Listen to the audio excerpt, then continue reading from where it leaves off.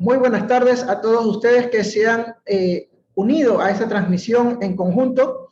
Hemos hecho un webinar en donde hemos querido transmitir un poco de la experiencia en cuanto a cómo podemos proteger el hormigón contra ese pequeño problema que se conoce como fisuras por retracción plástica. Mi nombre es Cristian Velasco y el día de hoy tengo el agrado de contar con compañeros de Argentina y de El Salvador que son expertos en el área de tecnología del concreto, desarrollo de mezclas, concretos especiales y de la innovación. Es un honor para nosotros poder contar el día de hoy con estos tres países en conjunto y vamos a ver algunas pequeñas reglas antes de poder empezar este webinar. Les quiero presentar a los panelistas que tenemos el día de hoy. Josefina Viada Peláez, de Argentina. Ella es ingeniera civil, asesora técnica del Centro de Desarrollo e Innovación en Holcim, Argentina, especialista en el desarrollo de mezclas de concretos especiales y todo lo que conlleva con el desarrollo de este tipo de mezclas, como interacción con aditivos, pruebas especiales, durabilidad, etc. Por el lado de El Salvador nos acompaña el día de hoy Guillermo Flores. Él es ingeniero civil, coordinador de innovación en El Salvador. Él es especialista también en mezclas de concreto, tiene certificaciones en el ACI, American Concrete Institute. Y bueno, vamos a dar inicio primero con la agenda para esta tarde y noche. Hemos preparado una primera parte en donde se van a conversar acerca de los conceptos de la fisuración plástica, que va a estar a cargo de Josefina Viada. Vamos a revisar un poco acerca de los tipos de curado que tenemos para el concreto, que va a estar a mi cargo, y los aspectos relacionados con el concreto. ¿Cómo podemos modificar ciertas variables en el concreto para poder mitigar este fenómeno conocido como fisuras de retracción plástica? Nuevamente, gracias y bienvenidos a este webinar. Siéntanse cómodos, por favor. Antes de poder ya arrancar en materia, quiero mencionarles que todas las preguntas que tengan ustedes y que quieran consultarlas a nuestros especialistas, pueden dejar su inquietud en el casillero de preguntas y respuestas. Se encuentra con la letra Q&A en la parte inferior de sus pantallas, en la plataforma de Zoom. También quiero mencionarles que este webinar va a estar disponible en nuestra plataforma digital www.centrodigitalholcim.com. Una vez que terminemos este webinar, la información se procesa y se sube a esta plataforma para que ustedes la puedan descargar. Asimismo, en esta misma web, ustedes van a poder obtener su certificado digital.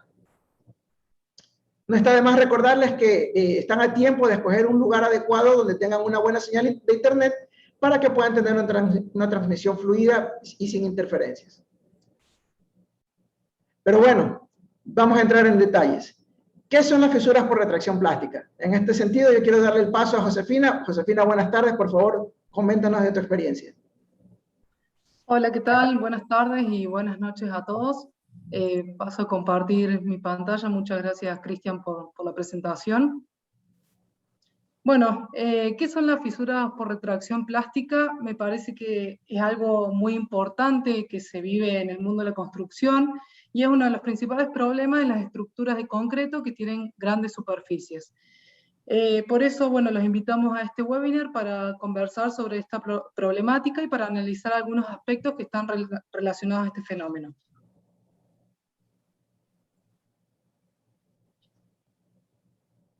Bien, las fisuras por retracción plástica se llaman así porque se forman cuando el hormigón se encuentra en estado fresco, en estado plástico, y sin resistencia suficiente para poder resistir estos esfuerzos de tensión que son generados por la evaporación rápida del agua sobre la superficie del hormigón. Aquí vemos algunas imágenes que se pueden dar de forma aleatoria o inclusive todas de formas paralelas.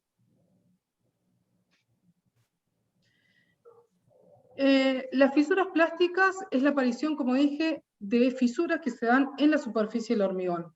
Por lo general se dan en grandes superficies y son de poco espesor. Estas grandes superficies que se suelen dar son como losas, pisos, pavimentos, etc. Son causadas por el desecamiento del hormigón y pueden aparecer a los pocos minutos de colado o en las primeras horas. Las fisuras estas aparecen una vez que se coloca el hormigón hasta que alcanza el fraguado final del mismo. Posteriormente, en caso de que no se realice un correcto curado del hormigón, se pueden seguir abriendo, pero se van a seguir abriendo en menor magnitud por varias semanas y varios meses, inclusive.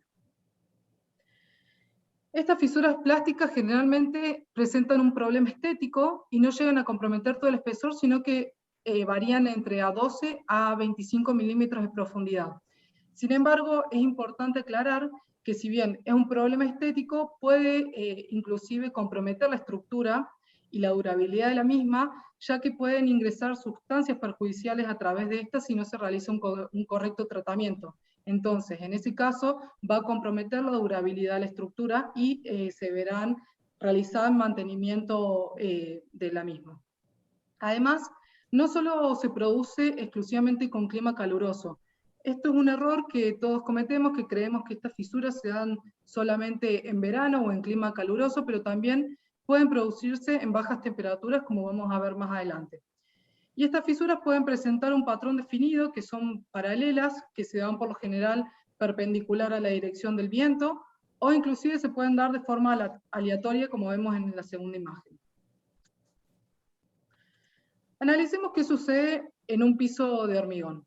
Nosotros tenemos primero el sustrato, el suelo, donde se va a colocar nuestra estructura de hormigón, por ejemplo, un piso, y para evitar que este suelo nos quite agua de la mezcla, por lo general se recomienda colocar un film de polietileno, que en Argentina conocemos como Agropol, o inclusive, en el peor de los casos, debemos saturar bien esta superficie del suelo, es decir, regarla con agua, para evitar, como dije, que no nos quite agua de la mezcla de hormigón.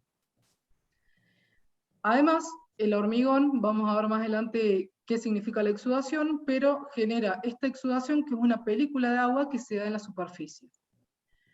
Cuando esta exudación se puede evaporar cuando se presentan condiciones ambientales adversas, como por ejemplo cuando hay mucho viento, o en clima frío o inclusive caluroso, como les comenté.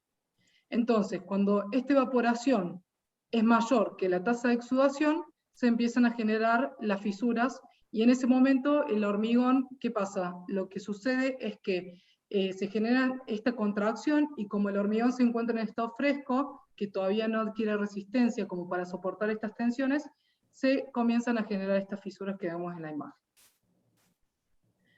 La exudación es un proceso normal del hormigón. Esto se produce por lo general cuando se da una sedimentación, es decir, un asentamiento de las partículas sólidas, tanto del cemento como los agregados, y a la vez comienza a subir agua a la superficie. Un poco de exudación va a colaborar, como dije, al proceso de fisuración por contracción plástica, porque lo ideal es que la tasa de evaporación no sea mayor a la exudación para que no se generen fisuras.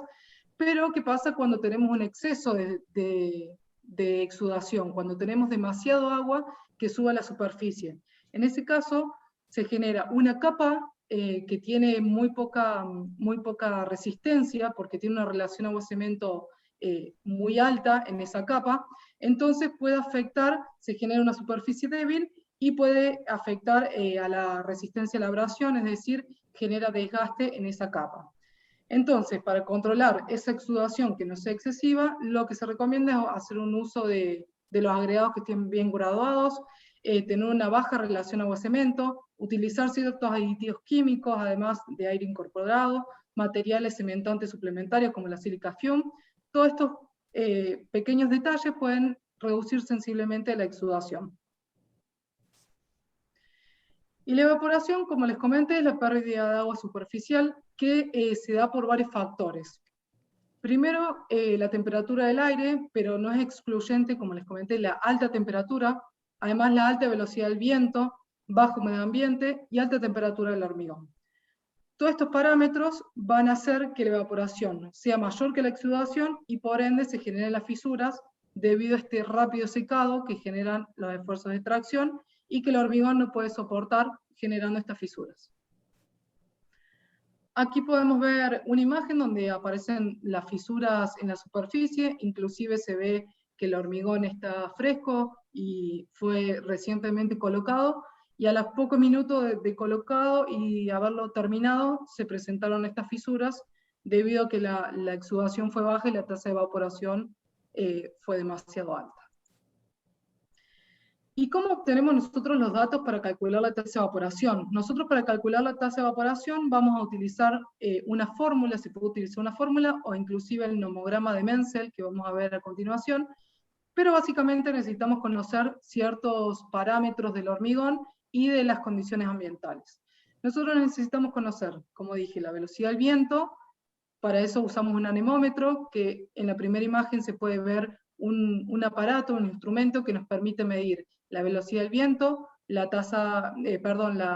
humedad relativa y la temperatura ambiente. Y además necesitamos nosotros conocer la temperatura del hormigón, que se puede obtener mediante un termómetro láser o un pinchacarne, como se ve en la tercera imagen. Con todos estos datos, nosotros podemos calcular este riesgo de fisuración plástica, es decir, el ACI 305 presenta este gráfico conocido como nomograma de Menzel, que nos permite conocer el riesgo de fisuración plástica a partir de la tasa de evaporación. Cuando nosotros tenemos una tasa de evaporación que ronda menor de los 0.5 kilogramos por hora por metro cuadrado, nuestro riesgo de fisuración es relativamente bajo. Cuando se encuentra entre 0,5 y 1, hay un riesgo de fisuración. Y cuando ese riesgo de fisuración, cuando ese parámetro es superior a 1, el riesgo de fisuración es muy elevado. Entonces nosotros debemos evitar que esa tasa de evaporación sea mayor a 1 para evitar la retracción y el riesgo de fisuración, tomando así como un valor de seguridad. Aquí vemos, por ejemplo, este nomograma en donde, por ejemplo, vamos a calcular un riesgo de fisuración plástica, la tasa de evaporación, para un día caluroso, que tiene un día relativamente caluroso aquí en Argentina, que tiene 20 grados, con una humedad relativa de 50%, con una temperatura hormigón, en el hormigón de 20 grados, y una velocidad del viento de 20 kilómetros por hora. De esa manera nosotros calculamos nuestra tasa de evaporación y nos da un resultado de 0,53 aproximadamente, variando los 0,5. Es decir, que la tasa, el riesgo de fisuración es relativamente moderado. En cambio, lo contrario, como les decía, que se supone que todo el mundo piensa que se da principalmente el riesgo mayor con clima cálido, vamos a ver acá en este mismo ejemplo, con un día frío, por ejemplo, de 10 grados, con todos los mismos parámetros, 50% de humedad, una temperatura del hormigón de 20 grados y una velocidad del viento de 20 km por hora, nos da una tasa de evaporación cercana a 1, de 0,83. Entonces, de esta manera podemos verificar que no solo con clima cálido se dan las fisuras plásticas, sino que también se puede dar con clima frío. Ahora, Cristian, te cedo la palabra. Gracias, José. Mira, revisando el casillero de preguntas y respuestas, nuestros amigos que están conectados nos han hecho un par de preguntas. Una de ellas es, ¿qué parámetros podemos controlar para disminuir la tasa de evaporación? Bien, como les mostré en el nomograma de Menzel, el único parámetro que nosotros podemos controlar es la temperatura del hormigón. Entonces, si nosotros tenemos un día, por ejemplo, muy frío y con baja humedad relativa y mucho viento, lo que tenemos que intentar es que la temperatura del hormigón sea la menor posible, porque a mayor temperatura del hormigón, el riesgo de fisuración va a aumentar. Gracias. La segunda pregunta es, ¿la fisuración plástica se puede dar luego de las 24 horas? No, por lo general la fisuración plástica, como su nombre lo indica, se da cuando el hormigón se encuentra en estado plástico. Ya a partir de las 24 horas el hormigón comienza su estado endurecido, entonces por lo general no se pueden dar, no serían fisuras plásticas. Gracias, José. Ahí para complementar, tenemos que estar muy claro que el tema que estamos revisando el día de hoy corresponden a aquellas fisuras, como bien tú lo mencionabas, que ocurren en las primeras horas de vida del concreto cuando se lo está colocando. Otro tipo de fisuras pueden ocurrir después, por ejemplo, en el caso de los pavimentos, cuando la base sobre la cual está apoyada la losa está mal compactada y comienza a sentarse, y pueden ocurrir fisuras cuando ya se comienza a aperturar el tránsito. Ese tipo de fisuras corresponden a otro fenómeno. El día de hoy únicamente estamos viendo aquellas fisuras que se originan en las primeras horas de vida del concreto. Gracias, José, por tu intervención. Nos vemos al final de esta charla. Bien, para continuar, vamos a ver ahora cómo podemos prevenir estas fisuras de retracción plástica, cómo podemos tratar de mitigar su presencia. Y aquí es donde ya comenzamos a hablar de un tema muy fundamental del concreto, que es el curado. y es fundamental conocer en qué momento comenzar a proteger el concreto de la desecación, comenzar a proteger de esa pérdida de humedad que bien nos comentaba José al inicio. En superficies sobre todo expuestas como las losas de edificios altos, los pavimentos, son grandes superficies que están expuestas a la desecación y obviamente la cara superficial es la que está más susceptible a perder esa humedad que tiene el concreto y ahí es donde ocurren esos cambios volumétricos, se producen esfuerzos de tensión y se comienzan a presentar estas pequeñas fisuritas de patrón aleatorio, como bien lo mencionaban, y que en un principio pueden ser estéticas porque obviamente ocurren en superficie. Sin embargo, lo ideal es tratar de evitar que estas aparezcan y para eso hay que tomar medidas. Como les mencionaba, aquí ya comenzamos a hablar de curado del concreto. Hay un curado inicial y hay un curado posterior. El curado inicial es el que se le otorga al concreto tan pronto sea posible, porque en climas, sobre todo, ya lo mencionaba, en climas cálidos, se presenta esta desecación de la humedad que tiene el concreto, y lo que tenemos que hacer es tratar de mantener esa humedad dentro de la masa de hormigón, ¿sí? Una de esas medidas es la de rehidratar el concreto a través de una nebulización o un rocío de agua, como ustedes lo pueden ver en esta fotografía. Esto hace que durante la colocación del concreto, si este comienza a perder humedad, nosotros podamos rehidratarlo en superficie. ¿Cómo nos damos cuenta de que el concreto está perdiendo humedad? En el momento que apreciamos que la tonalidad del concreto comienza a perder ese brillo superficial y lo comenzamos a ver opaco y ya pasa de un color gris oscuro, gris claro, blanquecino, ese es el momento en el que el concreto ya está comenzando a perder humedad y nosotros tenemos que en ese instante comenzar a rehidratarlo. Entonces, como ustedes pueden ver en la fotografía, la idea es aplicar un rocío de agua en superficie.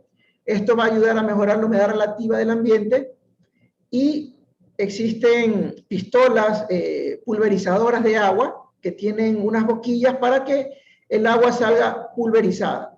Es importante que no estamos aplicando un chorro directo de agua, eso puede afectar la superficie, sobre todo porque estamos hidratándolo al concreto en las primeras horas. Inclusive, este fenómeno de desecamiento se presenta antes de dar el acabado final o el texturizado. Ya una vez que hemos tendido el concreto, se ha nivelado, en ocasiones por climas muy drásticos ya comienza a fisurarse. Entonces, no esperemos a terminar de dar un cepillado, el texturizado, para comenzar a chequear el concreto. Siempre tiene que haber una persona que esté supervisando este tipo de fenómenos en el que el concreto ya pierde su brillo superficial y comienza a perder su humedad interna. Aquí en tareas de pavimentación, como ustedes pueden ver en la fotografía, la persona que está sobre la pavimentadora, aquí también tiene un jet de agua, está conectado a un tanque que tiene la pavimentadora y está rehidratando el concreto, pero asimismo en forma de nebulización, nunca con chorro directo. Fíjense que en este concreto que estamos viendo aquí, ni siquiera se ha iniciado el cepillado o texturizado de la superficie. Están en plena colocación y ya es necesario comenzar a rehidratar el concreto en superficie. ¿Qué es lo que no debemos hacer o estar siempre pendiente de nuestra cuadrilla? Es de no aplicar chorros directos de agua en superficie. Aquí vemos una manguera en donde se está haciendo un encharcamiento en superficie, pero el problema es que cuando hacemos esto, estamos alterando la relación agua-cemento en superficie, y si bien en ese momento el concreto va a quedar perfecto, al haber debilitado esta superficie a mediano y a corto plazo, vamos a poder tener inconvenientes, como los que vemos aquí en esta fotografía. En donde hemos lavado la superficie, se comienzan a ver los áridos expuestos, ¿sí? Y sobre todo, esa resistencia a la abrasión que debe tener nuestro concreto, sobre todo en pavimentos, vamos a debilitarla. Entonces vamos a tener pérdida de texturizado, vamos a tener agregados expuestos en superficie, probablemente hasta desprendimiento de agregados, porque al haber aplicado tan temprano un chorro directo de agua sobre superficie, hemos reducido su resistencia a la abrasión, su resistencia al desgaste, por una alteración en la relación agua-cemento en superficie. Entonces, mucho cuidado que esta primera fase de curado, esta rehidratación del concreto en superficie, la hagamos con un nebulizador o un aspersor de agua, pero hacia la atmósfera. Es decir, que esa agua caiga como un rocío sobre la superficie, no como un chorro directo sobre esta. Ahora, una vez que el hormigón ha alcanzado ya cierta consistencia, como para poder aguantar otro tipo de material, podemos continuar nuestro curado utilizando láminas plásticas. Láminas de polietileno, en otros países lo pueden llamar como láminas de PVC, láminas plásticas, plástico reprocesado. Esto nos va a ayudar a disminuir esa pérdida de humedad una vez que el concreto ya ha ganado cierta consistencia. ¿Y por qué tiene que ganar cierta consistencia? Porque si nosotros colocamos el plástico en estado fresco, cuando el concreto todavía es deformable, vamos a dejarle las marcas del plástico en superficie. Entonces, a veces no podemos esperar a que el concreto gane la consistencia para colocar el plástico, y ahí es donde entra el curado con nebulización, ¿sí? Entonces, vamos yendo por fases, por etapas. Primero cubrimos con un nebulizador, y una vez que el concreto ya tiene cierta resistencia, le podemos colocar esta lámina plástica. En cuanto a normativas, depende de los países, pero por lo general, cuando se habla de curado, dice que tenemos que iniciar el curado tan pronto sea posible y mantenerlo la mayor cantidad de tiempo que se pueda. Si no hay alguna especificación, yo les sugiero que por lo menos los 7 primeros días mantengamos el concreto protegido y húmedo. Si lo podemos tener hasta 28 días, sería ideal. Sin embargo, como les digo, es necesario a veces abrir ciertos tramos en operación, en pavimentación o retirar encofrados, y ya no podemos proteger el concreto tanto tiempo. Pero lo ideal es aplicar un curado inicial tan pronto sea posible y mantener el concreto húmedo lo más que podamos prolongar este tiempo. Aquí vemos unos ejemplos de curado con plástico. Los adoquines como material cementicio también tienen que protegerse de la pérdida de humedad. Aquí vemos en la fotografía inferior una producción de adoquines que ha salido ya de la máquina vibrocompactadora, y esa producción se la cubre con un plástico. Lo mismo ya cuando pasan al stock, al patio de almacenamiento, los palets también son cubiertos con plástico para evitar la pérdida de humedad.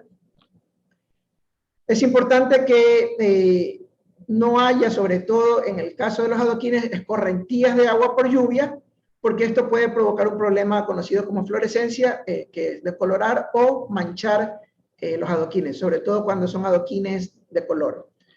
Entonces, este plástico lo que va a hacer es crear una especie de curado en donde el agua, si quiere salir, se condensa y se genera un ciclo de curado interno aquí entre el adoquín y el plástico que está envolviendo el palet. Y no solamente estamos protegiendo elementos estructurales. Fíjense que en la fotografía de derecha están cubriendo una cera, ¿sí?, para protegerla del intemperismo. En el caso, esta es una fotografía en la Sierra de Ecuador, donde hay temperaturas bajas, pero hay mucho viento. En el caso de las columnas, ya se comienzan a hacer un poco más comunes estas prácticas de envolver en film plástico las columnas, sobre todo en edificios de gran altura, por el viento que tiende a desecar el hormigón. Asimismo, en tuberías prefabricadas, podemos ver en la fotografía de la derecha cómo están envueltas en film plástico, y en la imagen que está más a la derecha podemos ver ese vapor o esa condensación que se genera. Obviamente hay una reacción química una vez que el cemento se hidrata, desprende calor y comienza a desprender humedad. Pero gracias a que el plástico se encuentra envolviendo toda la tubería, se genera una condensación y eso ayuda a curar y a mantener la humedad en el elemento. ¿Por qué es tan importante mantener esta humedad en el elemento? Bueno, porque el agua de diseño, el agua de la mezcla, una parte es para hidratar el cemento y otra parte es para la trabajabilidad y la movilidad de los agregados.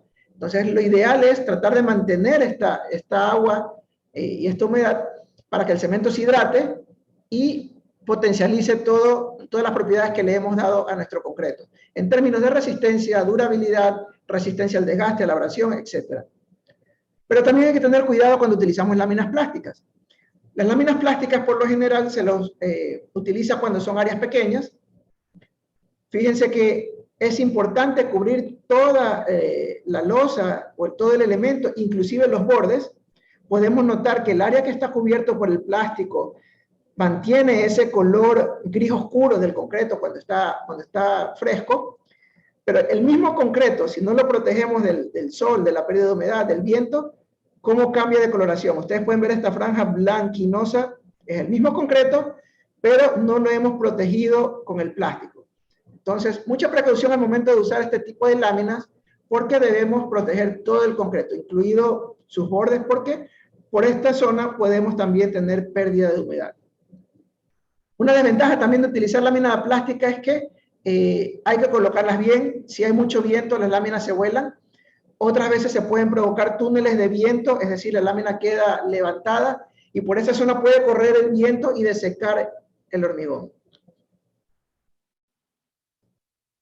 Otros mecanismos que también podemos emplear una vez que el hormigón ha alcanzado cierta consistencia es la de mantos humedecidos.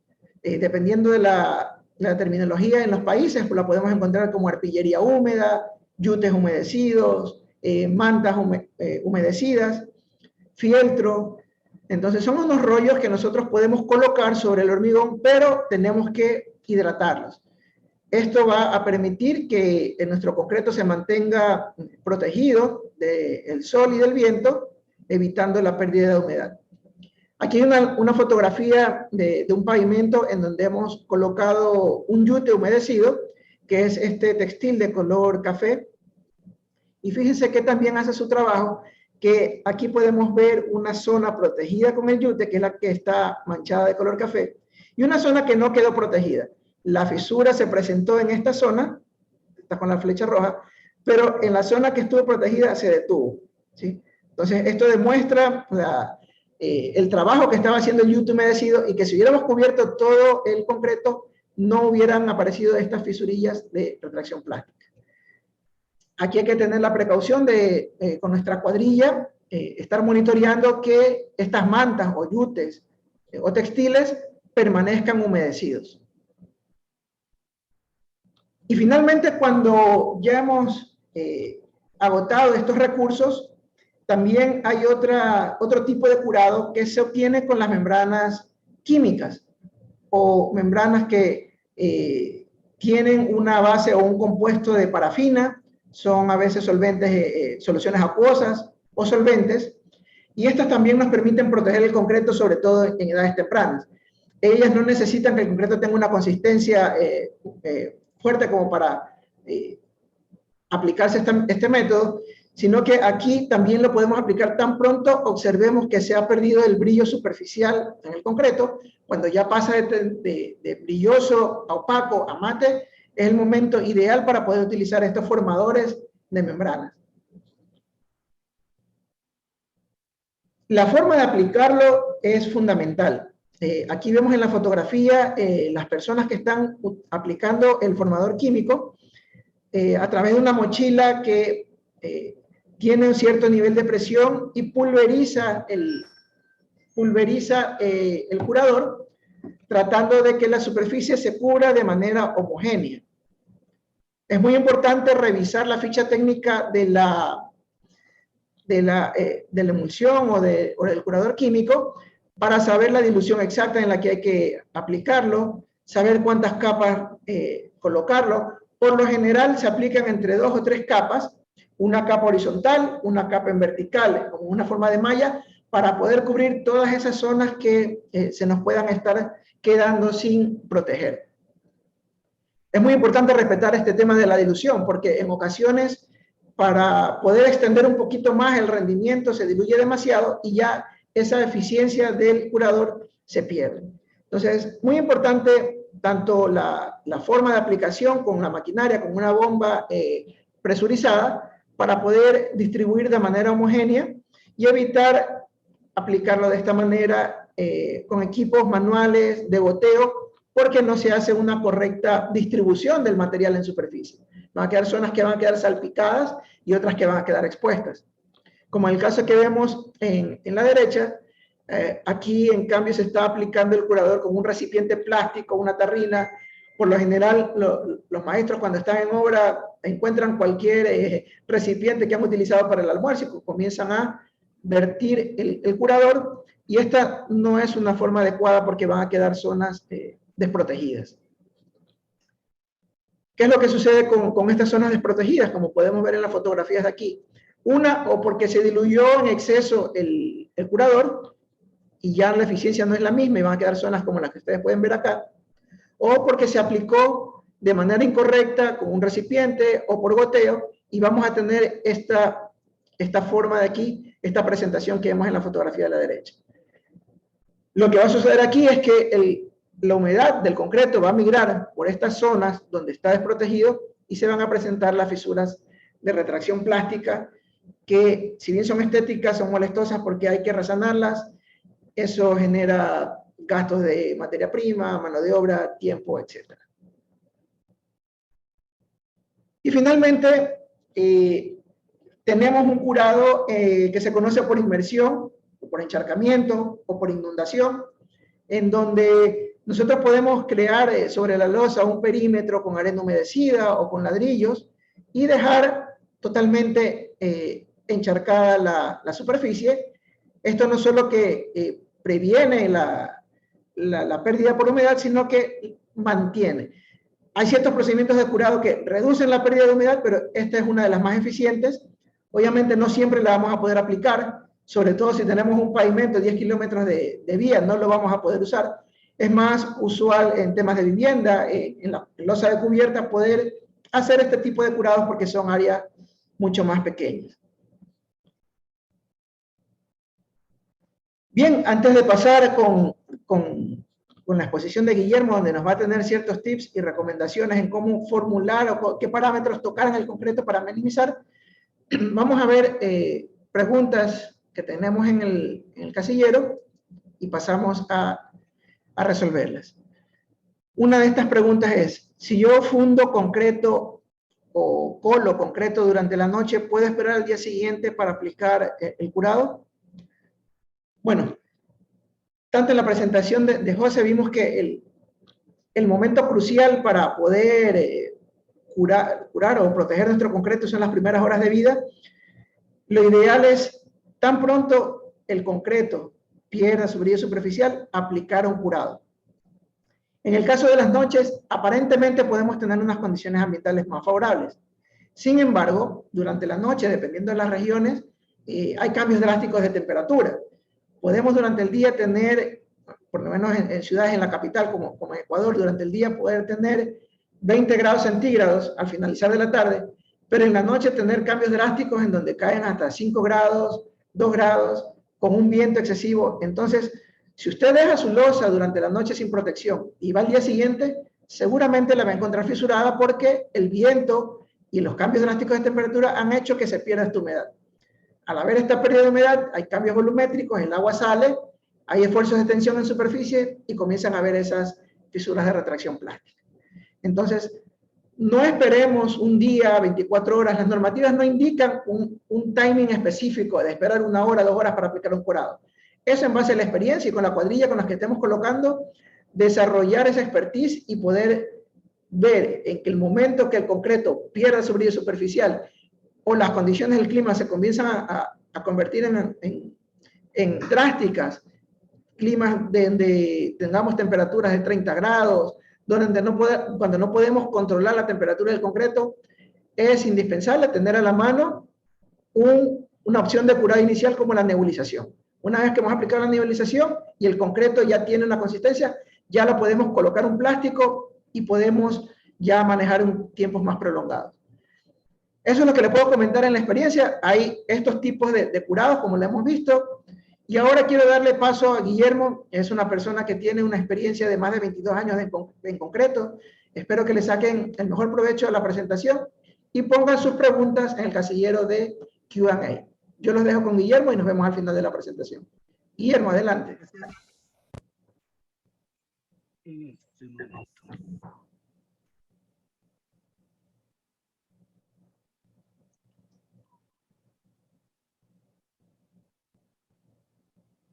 ¿Listo? Sí, ¿verdad? Sí, adelante. Ok. Bueno, miren, ahora a mí me tocó hablar de la parte desde adentro, justamente de las características del diseño de mezcla. ¿Qué le pasa a nuestro producto, a nuestro concreto? Y ver los límites y debilidades del concreto justamente cuando está plástico, cuando es joven. Sabemos cuáles son las fortalezas del concreto, de su resistencia, pero es un concreto endurecido, eso es la fortaleza del concreto. Pero tenemos debilidades, es muy, hay que cuidarlo mucho, y esa es la palabra, hay que cuidarlo mucho en las primeras horas. Se nos olvida muchas veces. Veamos qué factores internos propios al concreto favorecen la formación de fisuración plástica. Como ya dijimos, la baja relación agua-cemento, esto porque lo vamos a ir tocando brevemente. Una baja relación agua-cemento en ciertas ocasiones nos puede dificultar la emigración del agua de sangrado. Puede hacerla más lenta, más difícil, siempre va a haber un sangrado, pero va a ser mucho, mucho más lento, lo cual genera necesidades de agua justamente cuando más necesita el agua en la superficie, el agua va subiendo poco a poco y eso es un elemento de riesgo. Igual, en el mismo sentido, elevados contenidos de cemento que se dan en algunos concretos y en otras ocasiones son especificados. Ambas dan una baja tasa de exudación, ya lo habíamos dicho, van en el misma línea, el inadecuada relación agregado fino, agregado grueso, que es cuando algunos clientes nos dicen vamos a decirlo, en ocasiones piden concretos bomba, nosotros le llamamos concreto para bomba o fluidos, y quieren colocar pavimentos o pisos industriales, inclusive. ¿Y por qué? Porque no tienen porque cuando mandamos un concreto propio para pavimentos, necesitan muchísima más energía de compactación. Entonces dicen, mira, mándame el concreto bomba, ese es fácil de colocar, de vibrar, la regla vibratoria lo deja terminado, pero tú estás metiendo una mala proporción de arenas y gravas. Y hay que hablar sobre variaciones y en ocasiones limitaciones de las arenas. Es justamente el paso siguiente, es el alto contenido de pasante de la malla 200 en las arenas principalmente. Ahora, como todos sabemos, la arena que rige la producción son arenas trituradas, son cada vez más difíciles utilizar las arenas de río, son muy bien graduadas, una forma muy que le da una manejabilidad y un acabado perfecto a la mezcla, pero por medidas medioambientales las arenas de río cada vez están siendo más difíciles de accederlas en las cantidades que necesitamos para la industria de la construcción. Entonces tenemos mucho más presencia de arenas trituradas y depende de la línea de control que tenga la trituradora, puede tener exceso de finos. Y en ocasiones no solo son finos de polvo de roca, sino que hay arcilla que debe ser verificada, en qué cantidad. Hay ensayos para verificarlo, pues eso es una realidad que se da. O pueden ser otros finos, no plásticos, pero sí se encuentran tanto en las arenas trituradas y en algunas ocasiones se arrastran en las cantidades menores, mucho menores en las gravas. La elevada absorción de agregados, miren, eso pareciera que no debería ser, pero créanme que hay en unas zonas, ustedes los conocen, más que todo Argentina, de norte a sur, pues hombre, es un tramo bastante largo y hay toda una variación de canteras y hay en ocasiones unas canteras que tienen una absorción alta, pero es lenta. Alto grado de absorción, pero es lento. Entonces tú produces el concreto, tú dices, tengo que saturar el agregado. Mira, saturas una parte, y satura superficie, pero siempre al centro de estos agregados está seco. Entonces tú produces el concreto, verificas el concreto y tu revenimiento en planta, sale el camión y ¿qué es lo que sucede?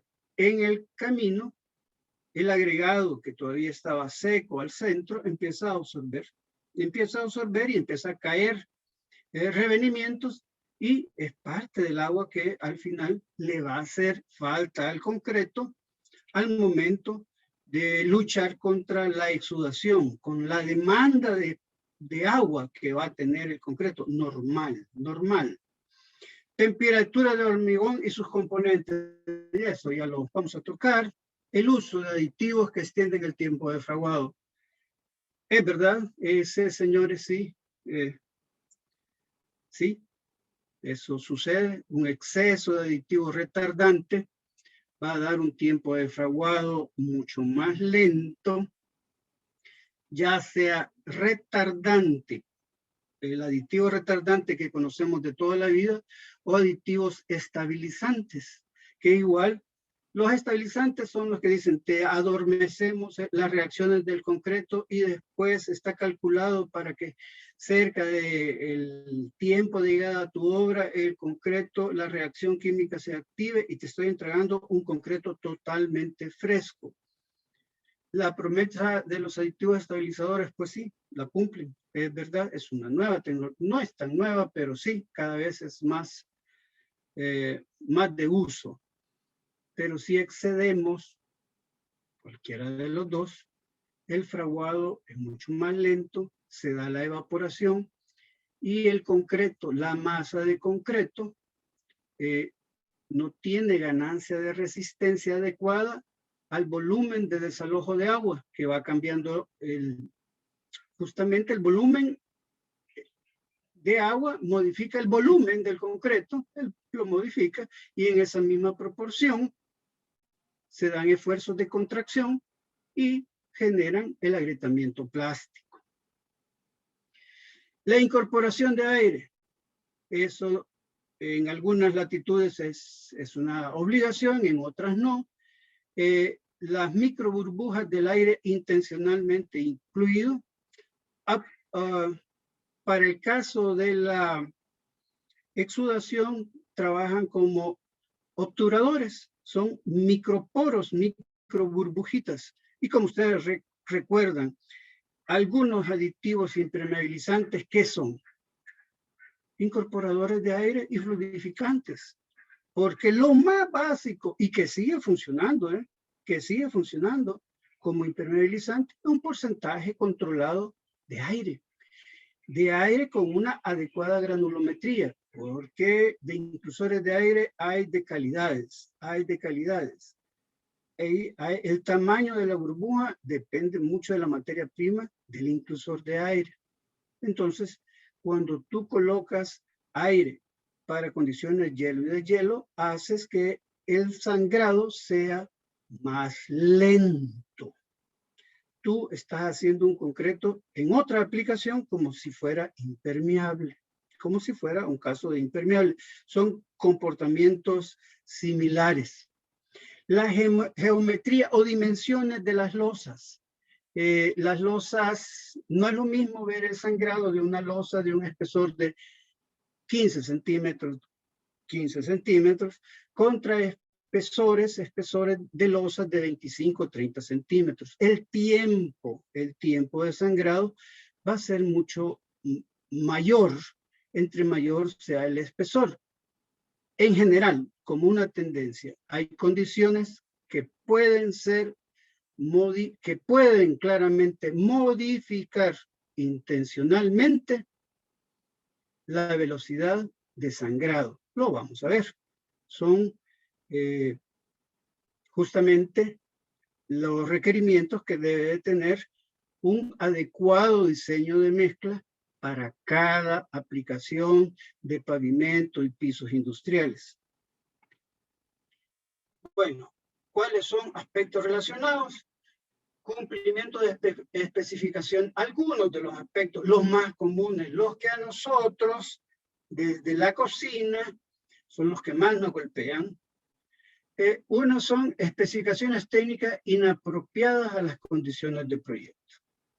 Bueno, muchas veces hay cientos de contratos que estaban diseñados para la zona alta, la zona de montaña, y lo toman y como tal pasa la entidad y le dice, pero mira, esto ya pasó a nivel de mar.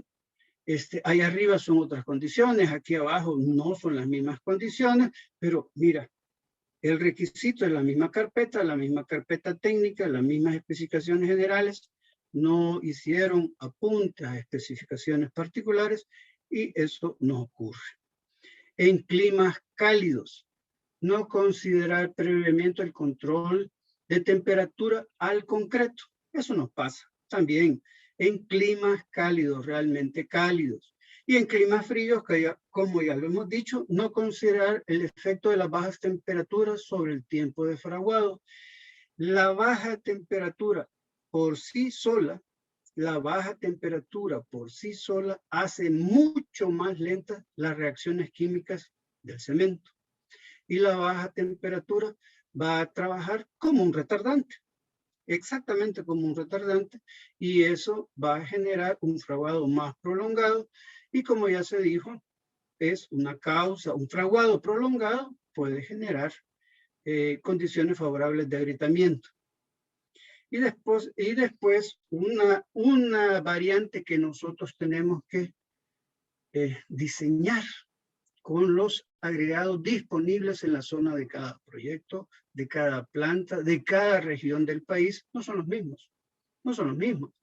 Y hay que diseñar justamente con eso.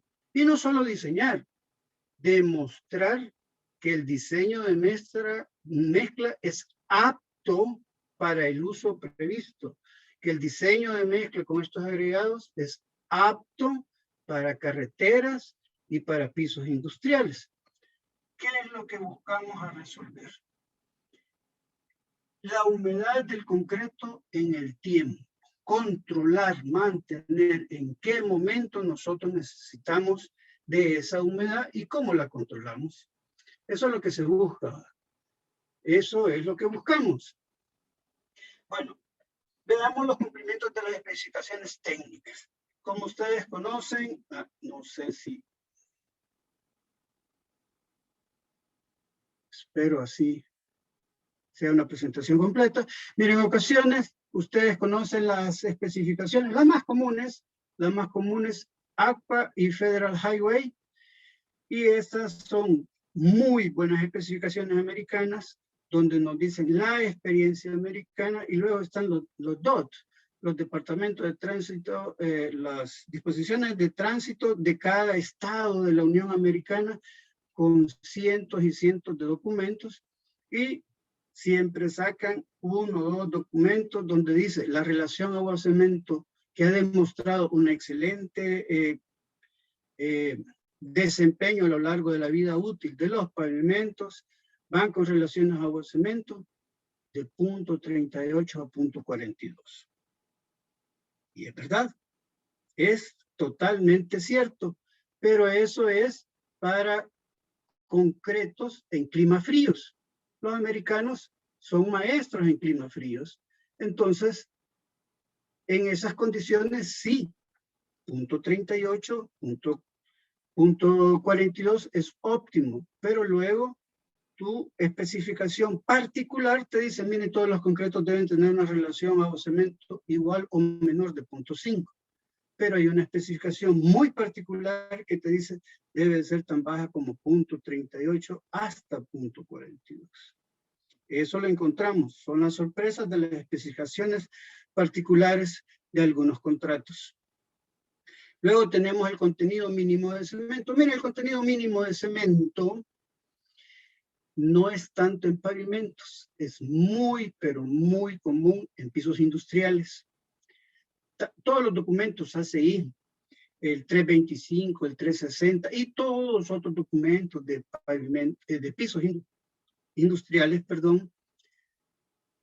dan unas cuantías mínimas que garantizan una adecuada manejabilidad y relacionadas con el tamaño máximo. Pero siempre hay un diseñador de pisos que él es calculista y tiene un colaborador de diseño de mezclas y receta así. Es una receta, un diseño, prescribe, un diseño prescriptivo. Tú me vas a ocupar 400 kilos de cemento metro cúbico. Ah, no, mira, pero yo lo puedo ocupar, yo puedo darte la resistencia y darte una adecuada manejabilidad con 340. No, no, no, aquí está. Por especificación que vas a ocupar 400. Eso es común en algunos diseños de pisos industriales. Cuando el diseñador estructural, optando de buena fe, de muy buena fe, hace un enlace con relaciones agua-cemento y desgastes superficiales. Entonces dice, mire, yo quiero que mi piso industrial tenga una buena resistencia del desgaste. Tengo que mantener una buena matriz cementante. Sí, mire, pero este piso industrial lleva endurecedor superficial. ¿Y por qué quiere que abajo del endurecedor superficial tenga tanto cemento? Y son esos criterios que nos encontramos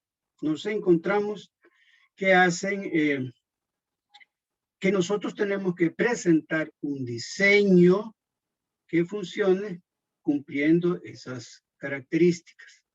El contenido de aire incorporado, como le dije, es una condición muy particular, muy necesaria en condiciones de hielo y de hielo. Es exigible, pero en condiciones de clima templado y tropical no es necesario. Realmente no es necesario. De hecho, como todos lo sabemos, el contenido de aire nos reduce. Para la misma relación agua-cemento no bota la resistencia. Todos lo sabemos. Pero hay especificaciones que nos dice, debe tener este contenido de aire. Diga, pero eso es para hielo y de hielo. No, pero hay que cumplir. Bueno, hay que diseñar cumpliendo esa especificación. El uso de microsílica. Claro, son esas sorpresas que uno dice, ¿y por qué microsílica? Generalmente no es para los pavimentos. Es muy común especificaciones que para los tableros, para las losas de circulación de los puentes, los tableros de puentes, incorporan microsílica, un porcentaje de microsílica, y tienen razón. La microsílica y el contenido de aire, y va la microsílica y un porcentaje de aire, está definido. ¿Y por qué? En los países del norte, en condición de hielo y en puentes, en estructuras de puentes, ellos utilizan sal para controlar el punto de congelamiento de la nieve cuando empieza a derretirse. Ellos ocupan sal y ya sabemos que entre más impermeable sea un concreto, la penetración del ion cloruro va a ser mínima. Y claro, las razones de ocupar microsílica es válido, es totalmente válido.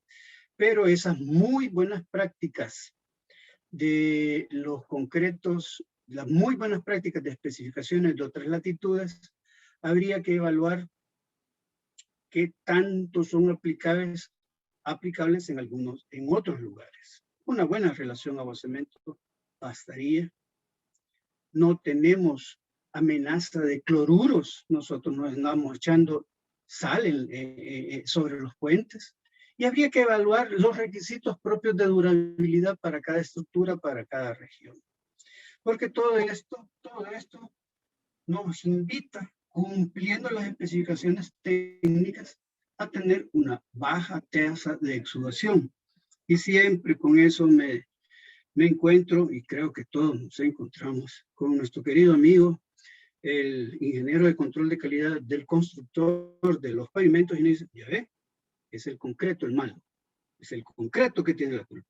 No, pero mire, el diseño de mezcla está cumpliendo las especificaciones. No, pero el concreto es el malo. Mire, hay que conocer el concreto. Y eso es lo que nosotros queremos, conocer las limitantes y los puntos débiles de nuestro producto para hacer un equipo, tanto nosotros como ustedes. principalmente el constructor y la supervisión, porque la supervisión ve una grieta plástica y hay de respuestas a respuestas, eso lo sabemos. Y también la supervisión dice, cumplime con las especificaciones técnicas o demostrame el correcto desempeño de la propuesta que presentas. Eso es otro punto, valedero totalmente. Luego tenemos, en climas cálidos no se considera previamente el control de temperatura. Miren, esta grafiquita que está disponible en todas las estaciones meteorológicas, no sé, mire, si ustedes, no sé si las imágenes cubren. Esta gráfica es igual, el comportamiento es típico. Esta variación es típica todos los días y este comportamiento en particular es típico del promedio de una estación de más de 3 años de observaciones. Estoy presentando el promedio. Mes a mes, la temperatura máxima y a la hora a la cual se presenta, se mueve. En ocasiones, voy a decir, la ola está un poco más a la derecha y un poco más a la izquierda. Pero nosotros no tomamos en cuenta cuál es la temperatura predominante o de nuestra zona de colado y qué mes del año estamos colando para tomar previsiones con respecto a eso. Nosotros hemos tenido, El Salvador es un país tropical, totalmente tropical, hemos tenido proyectos donde arrancamos a tempranas horas sin ningún control de temperatura, más que el agua helada de las cisternas de las plantas. A una determinada hora nos vemos obligados, la temperatura del agua helada de las plantas no es suficiente y tenemos que incorporar hielo para bajar la temperatura, que la temperatura de la planta va a subir en el acarreo y durante el acarreo estemos llegando a temperaturas óptimas en obra. ACI 305, colado en clima cálido, nos dice, mire, tome precauciones cuando el concreto esté a 32 grados. ¿Qué es lo que dice? Tome precauciones. Señores, el concreto no dice, el ACI 305 dice, no coloque el concreto si el concreto llega a 32 grados. Rechace el camión si el concreto llegó a 32 grados. No dice nada de eso. Lo que dice es, tome precauciones adicionales. Haga un mejor curado. Eso es lo que dice el ACI. Eso exactamente es lo que dice el ACI. Y nosotros lo que tenemos que hacer es conocer cuáles son las horas más beneficiosas para la colocación y el correcto fraguado. Las estaciones meteorológicas estuvimos acompañando un proyecto en un puerto, además de tener el historial de temperaturas, también tienen el historial. En los puertos es crucial. Bueno, yo ahí lo vi, yo no lo conocía. Ellos tenían bueno, por ser puerto ha de ser una tradición. Tienen el registro y arman las cartas de vientos predominantes. En los puertos lo tienen, y las estaciones meteorológicas de los puertos lo tienen. Voy a decir tierra adentro, nosotros no usamos eso, pero hay tendencias justamente a qué horas y en qué meses del mes hay más viento. Eso lo hay, está registrado, pero no buscamos esa información y no la analizamos para tomar las precauciones debidas. Porque condiciones de temperatura altas y concretos calientes, como ya lo vimos en el nomograma, generan una alta tasa de evaporación y hacen un concreto más susceptible al agrietamiento. Y nuevamente mi amigo, el compañero, el ingeniero de control de calidad de la obra me dice, ya ves, yo te dije, el problema es el concreto.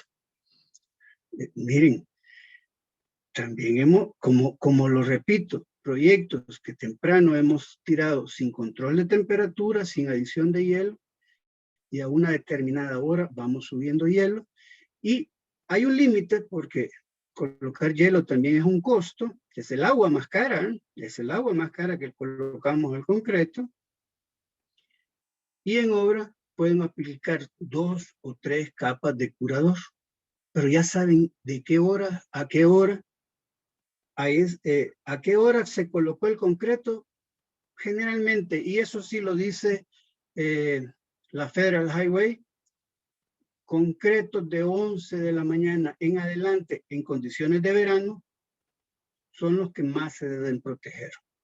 En algunas autopistas dicen, no es recomendable colar en la ventana de horario entre las 11 y las 5 de la tarde. Lo dice y aparecen los famosos dots de las especificaciones de tránsito de los departamentos de tránsito de Estados Unidos. Lo dice como tal. Es una muy buena práctica, pero debemos de analizarlo. ¿Será culpa del concreto o tenemos que programar mejor? Eso lo tenemos, lo compartimos. Yo ya sé la respuesta. Mi querido amigo de control de calidad, no, es culpa del concreto.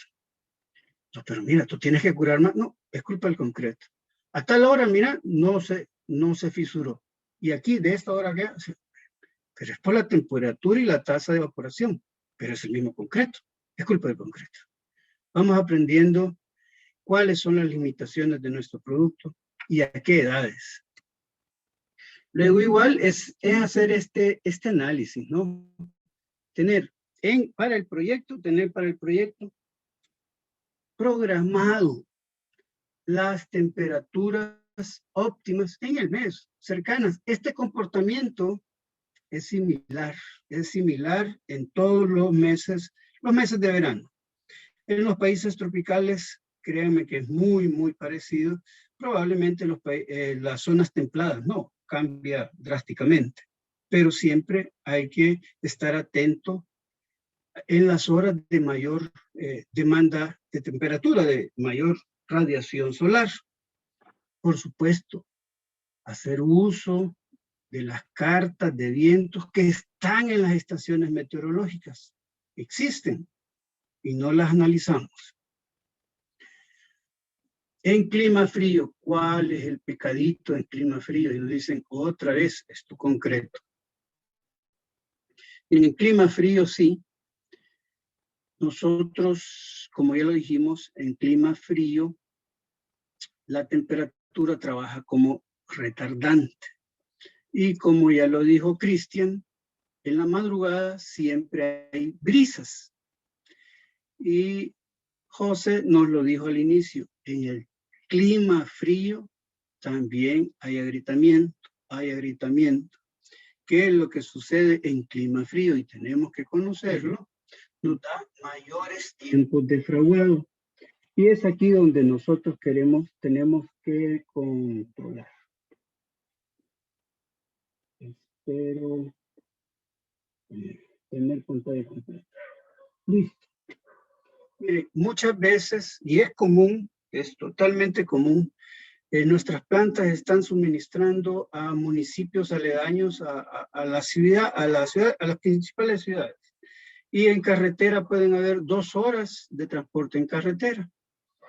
Pero para que un camión salga de la planta hasta la carretera interdepartamental, se puede tardar 1 hora por el tráfico de la ciudad. Entonces nosotros tenemos tiempos de acarreo de 3 horas, superando la 1:30 de la C94, que dice, mire, 1:30, ya no sirve el concreto. No dice eso. La C94 nos dice 1:30. Mire, evalúe cómo está el concreto. Si el concreto mantiene las características de trabajabilidad y contenido de aire como fue solicitado, puede colocarlo. Y abajo hay una nota de la C94, dice, mire, en el mercado existen aditivos que permiten mantener la sostenibilidad del revenimiento y extender los tiempos de fraguado. La hora y media sigue siendo válida, totalmente válida para concretos que no tienen aditivos. Pero concretos premezclados, ya no existen concretos premezclados sin aditivos, siempre utilizamos. Ahora, veamos, pongo un ejemplo. Cuando tenemos colados distantes y hay una muy buena coordinación, nosotros sabemos la sostenibilidad del revenimiento en el tiempo, dependiendo de la temperatura de salida del concreto, claro, entre más caliente la sostenibilidad va a ser menor, entre más frío la sostenibilidad va a ser mayor, y tenemos que agregar cantidades de aditivos retardantes calculadas. ¿Para qué? Acompañadas con el tiempo de fraguado, saber cuánto tiempo tenemos de un concreto de transporte y luego cuánto tiempo tenemos. El concreto fresco se define que son las características, que mantiene las características de trabajabilidad iniciales desde que se colocó el concreto en planta. Literalmente está describiendo que se conoce que las características de manejabilidad van a venir perdiendo con el tiempo. La sostenibilidad de los revenimientos lo hacemos con aditivos y sabemos que haciendo eso afectamos el tiempo de fraguado. Es un trabajo en equipo, señores. ¿Cuánto tiempo está tu obra? ¿Cuánto tiempo es el tiempo de fraguado del concreto que te voy a suministrar? Y lo podemos ajustar. Desde antes trabajamos en equipo, sabiendo cuáles son los requisitos, o no, el comportamiento, no el requisito, el comportamiento mismo del concreto que estamos suministrando. El otro punto, este punto es, este punto para pavimentos está de moda. Vino para quedarse y ahora es totalmente exigible. La composición de las granulometrías a través de las cartas de Chilton y la vigilancia de la composición granulométrica y de mortero a través de las cartas de Chilton. Chilton es un excelente gráfico donde resume la granulometría y la manejabilidad del mortero. En el eje X está el factor de grosor y en el eje Y el factor de trabajabilidad. La tarántula es un acumulado. Nosotros todos estamos acostumbrados a granulometría del porcentaje de pasante. La tarántula, así la nombraron así la bautizaron los investigadores que encontraron este envolvente granulométrico. Eso es la tarántula, es una envolvente granulométrica de retenidos. Y curiosamente en los retenidos es muy, pero muy susceptible a cualquier variación. Los límites de la tarántula dicen, mire, yo te recomiendo que mantengas tu mezcla adentro. Y una ligera variación en una de las mallas, de inmediato es evidenciada en los retenidos de la tarántula. Y al centro, aunque no se mira, son los tamaños, las bandas granulométricas dadas por ASTM C33. ASTM C33, bueno, nosotros lo adoptamos como tal. Por supuesto, cada país tiene su normativa propia. Igual, esto nos puede producir una baja tasa de exudación y esto, señores, esto es nuestro trabajito de todo diseño y desarrollo, innovación de productos, es diseño de mezclas. Diseñar el producto para sus necesidades, que sea apto para su uso y genere la menor dificultades o inconvenientes en obra. Y si va a haber un limitante de tiempo de fraguado, desde antes conocerlo. Y si van a haber condiciones críticas de temperaturas a los momentos, a lo largo de todo el horario de colocación, desde antes conocerlo y tomar precauciones. En la tarántula, señores, miren, Chilton, ¿qué es esto? Esto es rápido. Chilton es una gráfica donde decíamos aquí en el X, a medida que nos movemos a la izquierda, estamos diciendo cuánta grava gruesa tenemos en nuestra mezcla. Lo voy a resumir así. Medido con relación a 3/8, cuánta grava gruesa tenemos, lo voy a resumir así. Y aquí, cuánto mortero dócil, medido a la malla número 8, y el cemento tenemos. Como tal, lo estoy resumiendo. Entonces,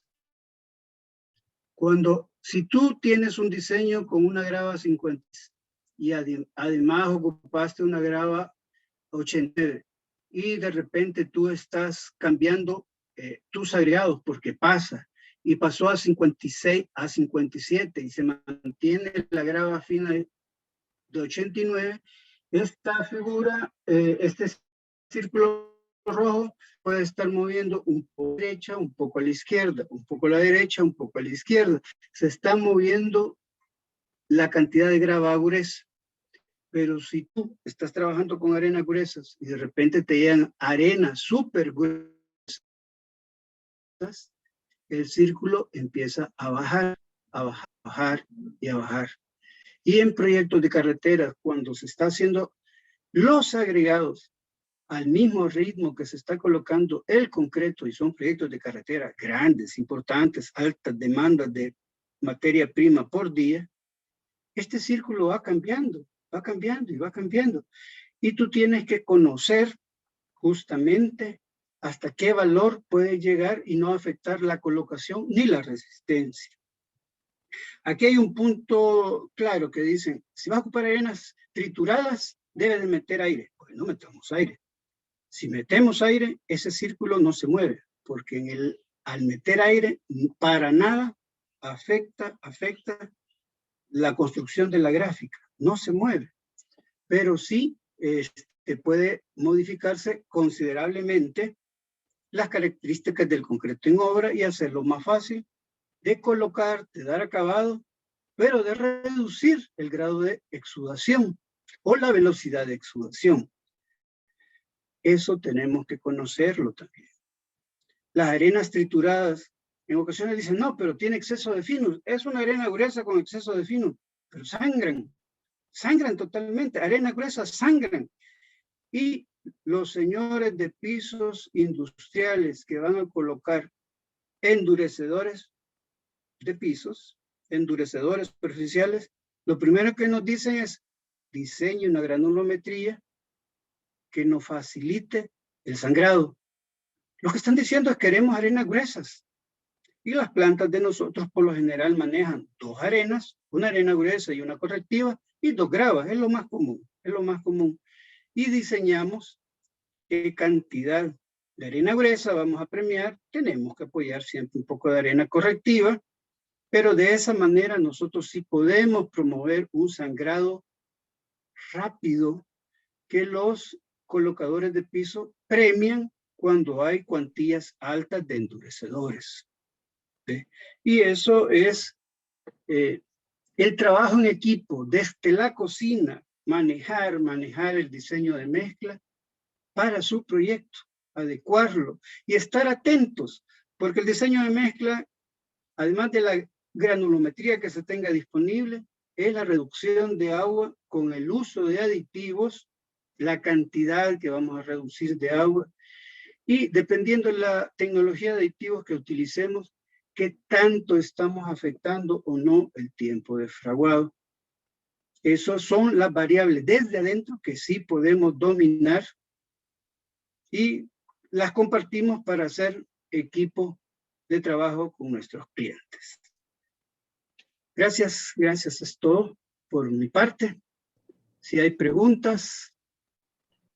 Muchas gracias, Guillermo, por compartirnos tu experiencia y hacernos conocer toda la ciencia y tecnología que involucra y que está detrás del desarrollo de un concreto. Bien, yo estoy muy emocionado y a la vez entusiasmado porque se viene algo grande y ustedes han sido parte de un grupo selecto de invitados. Estamos llegando al final de este webinar y hemos visto, gracias a las intervenciones de cómo se producen estas fisuras de retracción plástica, todos los cuidados que conlleva realizar un correcto curado, el diseño de la mezcla, etcétera, para poder potencializar las bondades del concreto y sobre todo evitar estas fisuras de retracción plástica. ¿Tú qué opinas, José? Sí, así es, Cristian, la verdad que concuerdo con lo que dices, y además la presencia de todas estas fisuras de retracción generan un costo por reparaciones que queremos evitar, lo cual significa mucho mano de obra dedicada a esto, materiales y lo principal, el tiempo que nos genera y las demoras en la obra. Es por eso que Holcim se ha metido mucho de lleno en este problema y ha desarrollado un concreto de última generación para poder mitigar todos estos inconvenientes. Por eso, bueno, queremos invitarlos a conocer esta nueva solución en concreto que va a revolucionar la industria de la construcción. A sus correos les llegará la invitación para que sean los primeros en conocer esta solución. El próximo jueves se dará el webinar del lanzamiento y para conocer lo que Holcim trae para Argentina, Ecuador y El Salvador, y para que las fisuras, como dice allí, sean tema del pasado. Los esperamos el próximo jueves y muchas gracias a todos por su presencia. Así es, muchas gracias, Josefina, muchas gracias, Guillermo, a todo el público que se conectó desde Ecuador, Argentina y El Salvador, los esperamos. Y si tienen más colegas que quieran conocer de este tema, por favor, coméntenles y estén pendientes en nuestras redes sociales. Muchas gracias y buenas noches. Buenas Gracias. noches. Buenas noches.